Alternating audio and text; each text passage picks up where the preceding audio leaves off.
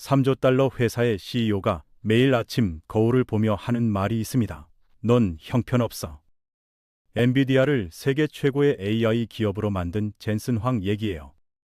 밖에서 보면 천재적인 비전과 카리스마로 무장한 완벽한 리더인데 정작 본인은 자기가 하는 모든 일이 부족하다고 느끼거든요. 성공한 분기 실적 발표 직후에도 우리 초창기 15년은 정말 엉망이었다고 말하고 칭찬받으면 오히려 불편해하는 사람입니다. 이 남자는 대체 왜 이런 걸까요? 31년간 단 하나의 회사만 이끌어온 이 CEO의 경영 철학을 하나씩 살펴보겠습니다. 젠슨 황의 이야기는 대만의 한 평범한 가정에서 시작됩니다. 9살 때 부모님이 더 나은 교육을 위해 그를 미국으로 보냈는데요. 문제는 친척집이 아니라 켄터키 시골의 기숙학교에 맡겨졌다는 거예요. 그런데 그 학교가 일반 학교가 아니었습니다. 문제 아들을 수용하는 교화시설 같은 곳이었거든요. 10살도 안 된 아이가 영어도 제대로 못하면서 비행 청소년들 사이에서 살아남아야 했던 겁니다. 룸메이트는 온몸에 문신을 한 소년이었고 매일 담배 연기 속에서 잠들었어요. 젠슨은 살아남기 위해 그 아이에게 수학을 가르쳐주고 대신 자기를 보호해달라고 했습니다. 이게 10살짜리가 생존을 위해 짜낸 전략이었어요. 미국에 정착한 후에도 삶은 녹록지 않았습니다. 젊은 시절 젠슨은 미국 가정식 레스토랑 데니스에서 설거지와 웨이터로 일했어요. 내성적인 성격이 이때 많이 고쳐졌다고 본인이 직접 말했는데요. 흥미로운 건 나중에 엔비디아의 사업 구상도 바로 이 데니스에서 했다는 겁니다. 밀크쉐이크와 햄버거를 처음 먹어본 곳이 데니스였고 창업 아이디어를 구체화한 곳도 데니스였어요. 2024년에는 데니스 인스타그램에서 그곳을 방문해 추억을 회상하는 모습이 공개되기도 했습니다. 설거지하던 청년이 3조 달러 회사의 CEO가 된 거죠. 1993년 엔비디아를 창업했을 때 젠슨이 가진 건 아이디어뿐이었습니다. 첫 번째 제품은 완전히 실패했어요. 기술 방향을 잘못 잡아서 만든 칩이 시장에서 외면받았고 회사는 거의 망할 뻔했습니다. 직원들을 해고해야 했고 남은 돈으로 버틸 수 있는 시간은 몇 달뿐이었어요. 그런데 여기서 젠슨의 집념이 드러납니다. 그는 포기하지 않았어요. 오히려 더 치열하게 움직였습니다. 그리고 그가 찾은 돌파구 중 하나가 바로 한국이었습니다. 1990년대 중반에서 2000년대 초반 젠슨 황은 한국을 방문할 때마다 서울 용산 전자상가를 찾았습니다. 당시 용산은 아시아 최대의 전자제품 메카였고 세계적으로도 IT 마니아들의 성지로 불렸거든요. 하루 유동 인구가 10만 명에 달했고 연 매출은 10조 원을 넘었어요. 복도를 처음부터 끝까지 걸어가는데 5분이 걸릴 정도로 사람들이 붐볐다고 합니다. 마치 명동거리 같았대요. 그리고 그 복잡한 인파 속에서 젠슨 황은 직접 영업을 뛰었습니다. 지금은 3조 달러 회사의 CEO지만 그때는 그냥 수많은 손님 중 한 명이었어요. 용산 전자상가에서 30년간 장사한 한 상인은 이렇게 회상했습니다. 당시 엔비디아는 소규모 업체였고 젠슨 황은 수많은 손님 중 한 명이었을 뿐이에요. 그때는 아무것도 아니었던 사람이 지금은 엄청난 사람이 됐네요. 당시 용산에서 장사하던 사람들 중에는 젠슨 황과 회식을 하거나 명함을 받은 업자들이 많았다고 합니다. CEO가 직접 발로 뛰면서 거래처를 늘리고 자기 제품을 받아줄 곳을 찾아다녔던 거예요. 이게 바로 젠슨 황입니다. 왜 한국이었을까요? 당시 한국은 IMF 위기를 겪으면서 퇴직자들이 PC방을 창업하는 붐이 일었어요. 2에서 3년 사이에 약 10만 개의 PC방이 생겨났고 스타크래프트를 비롯한 PC 게임이 폭발적으로 성장했습니다. PC방에 들어가는 컴퓨터는 주로 용산 전자상가에서 조립되어 공급됐고 그 컴퓨터에는 그래픽 카드가 필요했어요. 엔비디아의 지포스는 게임에 최적화된 칩이었거든요. 젠슨 황은 이 기회를 놓치지 않았습니다. 2025년 방한 행사에서 그는 이렇게 말했어요. PC방이 없었다면 오늘날의 엔비디아는 존재하지 않았을 것입니다. 사실 엔비디아가 정말 어려웠던 시기가 있었습니다. FX 시리즈가 ATI의 9000 시리즈에 완패하면서 회사가 흔들렸거든요. 그때 엔비디아를 살린 게 바로 한국의 PC방 열풍이었어요. 젠슨 황은 용산 전자상가에서 직접 영업을 뛰며 거래처를 확보했고 한국 시장이 엔비디아의 숨통을 틔워줬습니다. 1997년 당시 인텔보다 860배나 작았던 회사가 매달 전체 회의에서 우리는 30일 뒤면 망할 수도 있다고 말하던 회사가 결국 세계 최고 가치의 기업이 된 거예요. 용산 전자상가에서 명함 돌리던 그 청년이요. 이 경험이 젠슨을 만들었습니다. 칼텍 졸업 연설에서 그가 한 말이 있는데요. 내가 가장 가치 있게 여기는 능력 중에서 지능은 1순위가 아니다 라고 했어요. 고통을 견디는 능력, 아주 오랜 시간 동안 한 가지에 매달리는 능력, 좌절을 기회로 보는 능력이 자기의 진짜 초능력이라고요. 스탠포드에서도 비슷한 얘기를 했는데 기대치가 높은 사람은 회복력이 낮다면서 고통이 찾아오길 바란다고 했습니다. 위대함은 지능에서 나오는 게 아니라 인격에서 나오고 인격은 고생한 사람에게서 형성된다는 거죠. 젠슨을 이해하려면 그가 조직과 어떻게 소통하는지 알아야 하는데요. 동료들 사이에서 그는 젠슨 교수라는 별명으로 불립니다. 복잡한 기술 개념을 화이트보드에 그려가며 신입사원도 이해할 수 있게 설명하는 능력 때문이죠. 흥미로운 건 화이트보드가 단순한 도구가 아니라 경영 철학 그 자체라는 점인데요. 모든 회의에서 직원들이 화이트보드 앞에 서서 실시간으로 사고 과정을 보여줘야 합니다. 미리 만들어 온 파워포인트 뒤에 숨을 수 없고 생각을 제대로 정리하지 않았다면 바로 드러나는 구조인 거죠. 켄터키에서 문제아들 사이에서 살아남으려고 매일 즉흥적으로 대응해야 했던 그 경험이, 용산에서 발로 뛰며 영업하던 그 치열함이 지금 엔비디아의 회의 문화로 이어진 겁니다. 젠슨이 가장 집요하게 싸우는 적은 경쟁사가 아닙니다. 바로 안주하려는 본능이에요. 그는 안주는 기업을 죽인다는 말을 수없이 반복하는데요. 앤디 그로브의 편집증 환자만이 살아남는다는 격언을 그대로 실천했습니다. 스티브 잡스도 비슷한 철학을 갖고 있었는데요. 뭔가 좋은 걸 만들었으면 거기 오래 머물지 말고 바로 다음 멋진 걸 찾으라고 했습니다. 젠슨은 이걸 극단적으로 밀어붙여서 성공한 직후가 가장 위험한 순간이라고 봐요.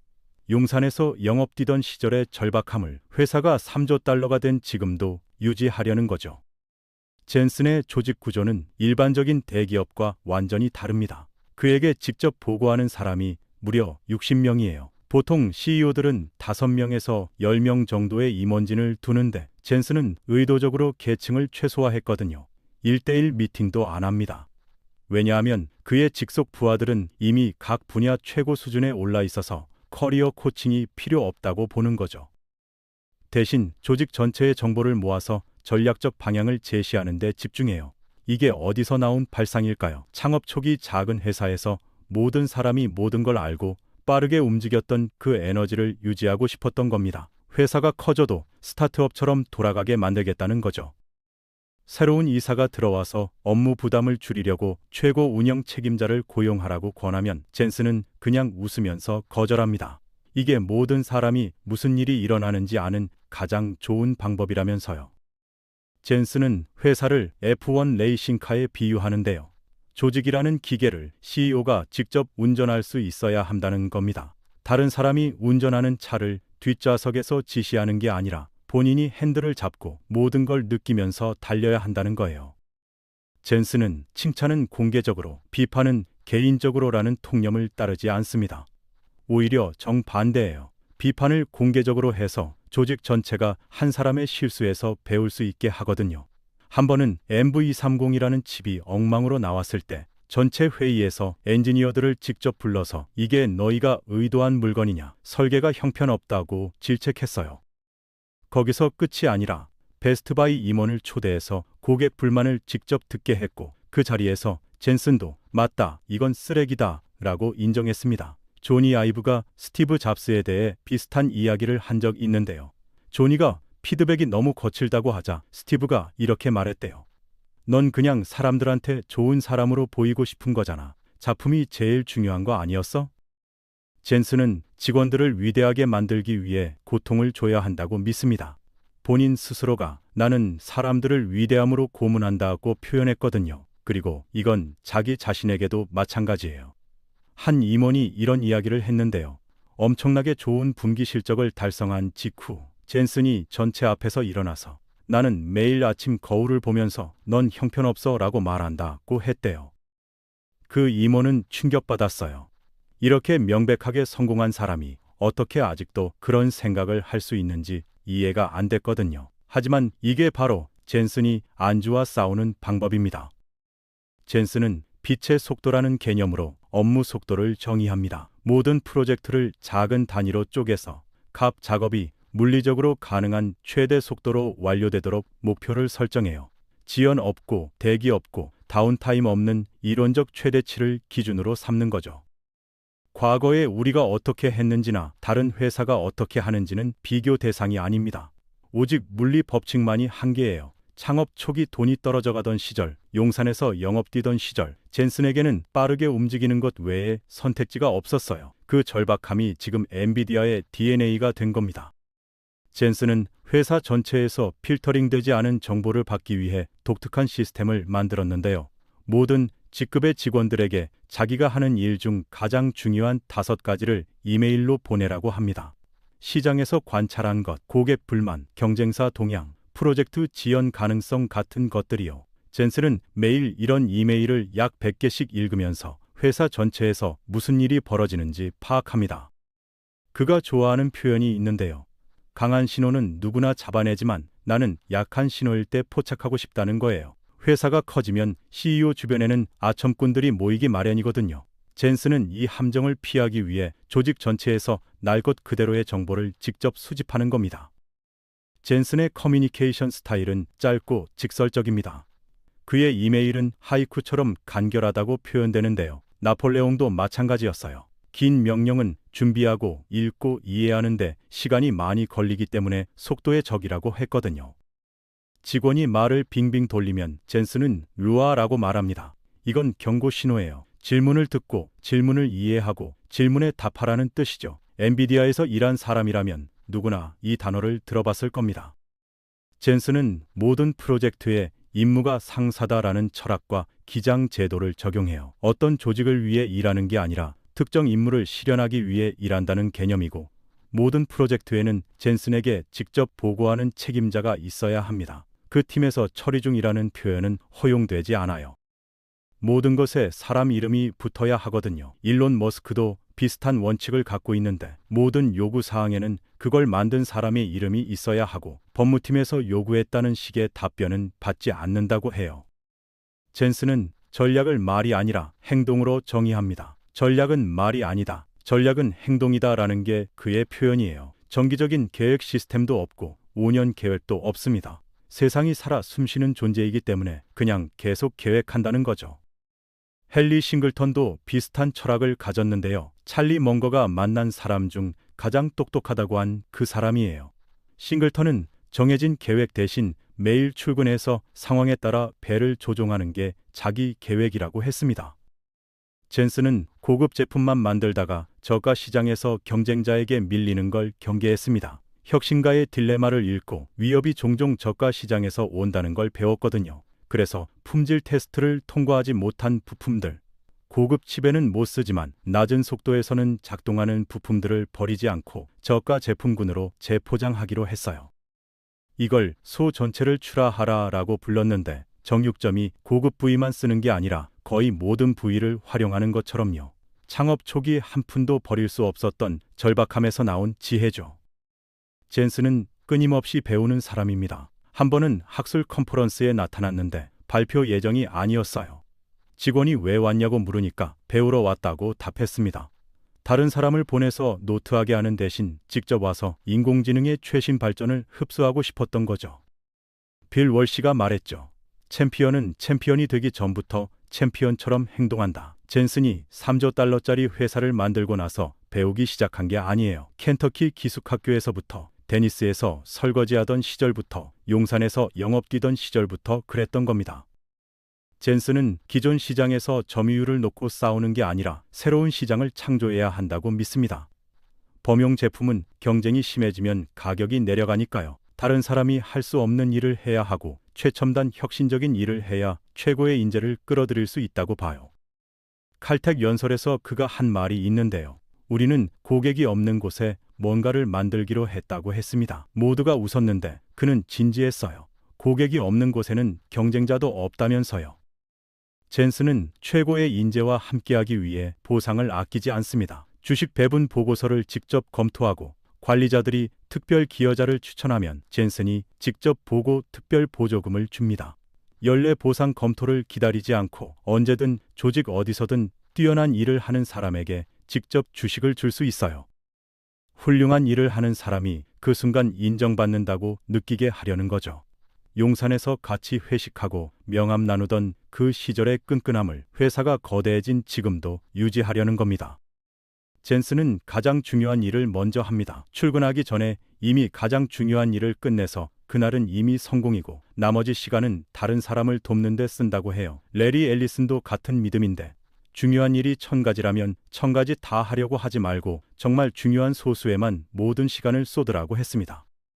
젠슨은 모든 면에서 극단적입니다. 모든 시간을 일하고 아무도 자기보다 더 열심히 일할 수 없다고 믿어요. 심지어 화장실에서도 직원을 붙잡고 질문하는 사람이거든요. 한 번은 직원이 소변기에서 젠슨을 만났는데 뭐해? 라고 물어서 별거 없다고 대답했더니 옆에서 노려보더래요. 그 직원은 해고당할까봐 일하는 20가지를 줄줄이 댔대요. 젠슨은 나보다 똑똑한 사람은 있을 수 있지만 나보다 열심히 일하는 사람은 없을 거라고 합니다. 일하지 않을 때도 일 생각을 하고 일하는 게 휴식이라고 해요. 엔비디아를 오늘날의 위치로 만든 결정적 전환점은 GPU를 그래픽 외 용도로 사용하는 가능성을 일찍 포착한 거예요. 2002년에 연구자들이 GPU로 구름 움직임을 시뮬레이션하는 논문을 냈는데 젠슨은 여기서 시장 확장 가능성을 봤습니다. 이 현상을 발견한 사람을 고용하고 더 많은 비그래픽 응용을 찾기 쉽게 만드는 걸 우선순위로 삼았어요. 그래서 쿠다라는 프로그래밍 모델을 만들었는데 이게 과학자와 엔지니어들이 GPU의 연산 능력을 쉽게 활용할 수 있게 해줬습니다. 쿠다에 대한 투자는 엄청난 비용이 들었어요. 호환성을 위해 너무 많이 투자해서 이익률이 45%에서 35%로 떨어졌고 동시에 2008년 금융위기가 터져서 주가가 80% 이상 폭락했거든요. 투자자들이 전략을 바꾸라고 요구했지만 젠슨은 자기가 선택한 길을 고수했습니다. 가속 컴퓨팅이 일반 컴퓨터가 풀 수 없는 문제를 풀 거라고 확신했거든요. 용산에서 영업 뛰던 시절에 그 뚝심, 안 되면 될 때까지 하는 그 집념이 여기서도 발휘된 겁니다. 개발자들이 쿠다로 뭘 해야 할지 몰랐을 때 엔비디아가 직접 가르쳤습니다. 최고 과학자가 학교에 쿠다 가능 기계를 주면서 관련 수업을 개설하라고 제안했고 1년 동안 100번 넘게 강연을 다녔어요. 직접 대학에서 수업도 하고 교재가 없어서 직접 썼는데 수만 권이 팔리고 여러 언어로 번역되어 수백 개 학교에서 사용됐습니다. 시장이 제품을 이해하지 못하면 교육해야 한다는 거죠. 인텔이 마이크로 프로세서를 발명했을 때도 똑같이 했어요. 딥러닝에 더 투자할지에 대해 임원진 내부에서 상당한 논쟁이 있었는데요. 여러 핵심 부하들이 반대했어요. 일시적 유행이라고 봤거든요. 젠슨은 그들을 무시했습니다. 딥러닝은 정말 크게 될 거다. 올인해야 한다고 했죠. 전체 회의에서 전략 변화를 발표하면서 이 일을 최우선 순위로 삼아야 한다. AI가 우리가 할 수 있는 다른 어떤 것보다 중요해질 것이라고 했어요. 10년 안에 AI가 수십 년 만에 가장 큰 소프트웨어와 하드웨어 시장 확장을 만들 거라고 확신했습니다. 그리고 그 예측은 정확히 맞아떨어졌죠. 젠슨이 한 일은 경쟁 해자를 구축한 것으로밖에 설명할 수 없는데요. 재미있게도 그는 해자라는 단어를 싫어해요. 대신 강력한 자기 강화 네트워크라고 부릅니다. 아마 해자가 있다고 믿으면 안주하게 되고 안주는 기업을 죽이니까요. 더 많은 사람이 쿠다를 배울수록 GPU 수요가 늘어나고 엔비디아가 만든 시장에 경쟁자가 침입하기 어려워지는 구조를 만들었습니다. 2010년에는 용산에 엔비디아 교육센터를 열고 젠슨이 직접 개소식에 참석해 AI 강의를 하기도 했어요. 한국 파트너들과 나란히 서서 단체 사진도 찍었습니다. 용산에서 명함 돌리던 그 청년이 15년 후에는 같은 곳에서 AI의 미래를 가르치는 위치가 된 거죠. 2025년 방안에서 젠슨은 이렇게 말했어요. 엔비디아가 발명한 GPU, G싱크, 저지연, 리플렉스 등은 모두 e스포츠 덕분이고 한국 덕분입니다. 그리고 이재용 삼성 회장, 정의선 현대차 회장과 함께 치킨집에서 치맥을 즐기면서 한국과의 인연을 다시 한번 확인했습니다. 켄터키 기숙학교에서 비행 청소년들 사이에서 살아남던 아이, 데니스에서 설거지하던 청년, 용산 전자상가에서 명함 돌리며 영업 뛰던 창업자가 결국 세계에서 가장 가치 있는 회사를 만들었습니다. 젠슨이 대부분의 사람이 번아웃할 속도로 여전히 달리는 이유이고, 그가 여전히 주저함이나 자기 의심 없이 말하는 이유예요. 나는 엔비디아를 사랑한다. 이 아이디어들이 여러분도 사랑하는 무언가를 만드는 데 도움이 되길 바랍니다.